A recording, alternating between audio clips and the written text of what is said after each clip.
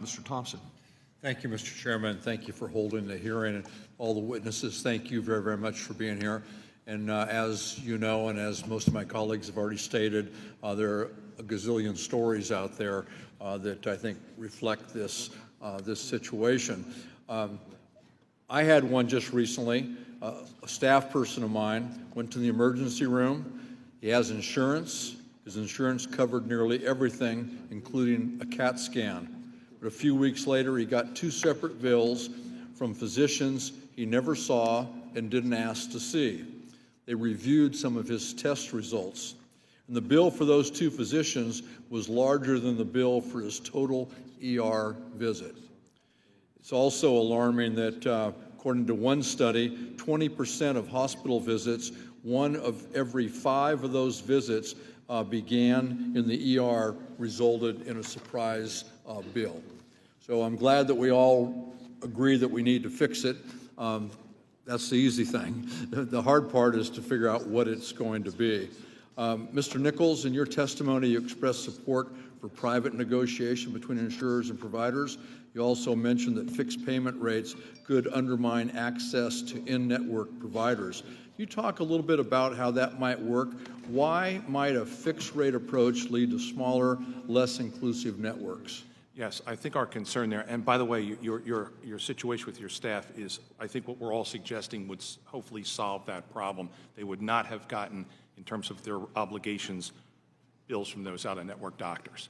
I think for us, our concern is if you set some sort of a rate, it becomes the default rate, and we're already having concerns about inadequate networks. I think the AMA has been particularly articulate on concerns about that, and networks are shrinking. If we have a default rate, they're going to shrink some more because everybody will know, oh, if I can't get what I want, I'm going to get the default rate.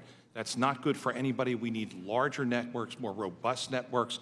Again, we've called for federal intervention, NAIC and others have called for state intervention in making sure that insurers have adequate networks. We think it could do harm to that effort. One of you, I don't remember which, mentioned that my home state, California, put in place a fixed payment rate approach. Mr. Nichols, to your knowledge, have you seen networks begin to tighten in California because of that, or do you expect that to happen? I believe I'm right on this. The California law does not affect hospitals. It affects physicians, and I think it is relatively new. It's in its first year, and I don't believe that the data is in yet to make that determination. But you can see where we're coming from about that fear. Shrinking the network because they can default to an amount could have that effect. Thank you. Do you want to say something, Don? Yes, sir. So in answer to your question, there are multiple already cases documented of insurance companies shrinking their network in California because they can get the same service at that rate with physicians that are out of their network. And so contracts are already not being renewed for physicians that have had contracts for 20 years, and then they go to renew it and they're dropped from the network. Ms. Thornton, you mentioned that arbitration doesn't work. And you argue that the arbitration system enable a form of price gouging by providers. Can you expand on that a little bit, and why would an arbitration system lead to higher premiums? Thank you. Sure, happy to expand on the reasons why we don't prefer an arbitration as an approach. So one of the challenges with arbitration is that you're taking somebody who's sort of looking from the outside and you're having them to make a decision about what the appropriate payment should be.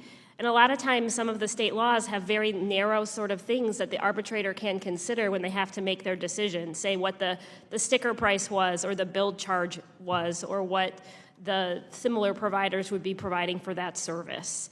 And so our concern is that there's a likelihood that they're going to want to take the provider's price, as well as you're really sort of rewarding a provider from coming in with an overall higher price in the first place. So you're not really getting at the root cause. You're not really looking at why are these high rates coming in, charges coming in the first place, if that makes sense. New York's implemented a baseball-style arbitration policy. To your knowledge, have you seen premiums go up since that policy was implemented? And do you expect premiums to go up in New York as a result of that law?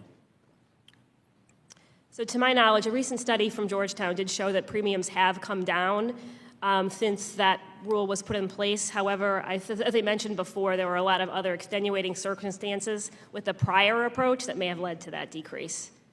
Thank you.